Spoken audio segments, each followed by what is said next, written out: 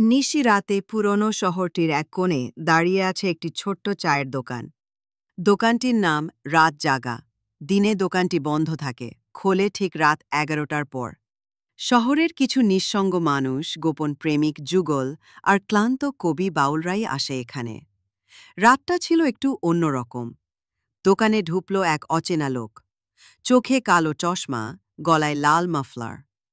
কেউ চেনে না তাকে, কথাও বেশি বলে না। সে একটা চায়ের অর্ডার দিল আর চুপ করে জানলার পাশে বসে রইল। চায়ের কাপে ধোঁয়া উঠছিল, আর বাইরে ঝিরঝিরে বৃষ্টি পড়ছিল। দোকানের মালিক রতন চাচা হঠাৎ তার দিকে এগিয়ে গেলেন। বললেন, আপনাকে কোথাও দেখেছি মনে হচ্ছে। লোকটা হঠাৎ হেসে বলল, হয়তো দেখেছেন। আমি গল্প লিখি, আর এই জায়গাটা অনেক গল্পের জন্ম দিয়েছে। রাত বাড়ছিল, আর তার সঙ্গে বাড়ছিল সেই লোকটার কথা।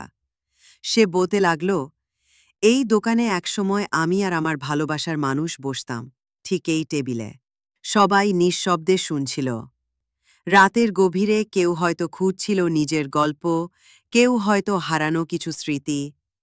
চায়ের কাপে তখনও উষ্ণতা ছিল। রাত জাগা দোকানে গল্প থেমে গেল, কিন্তু সেই রাত থেমে রইল না।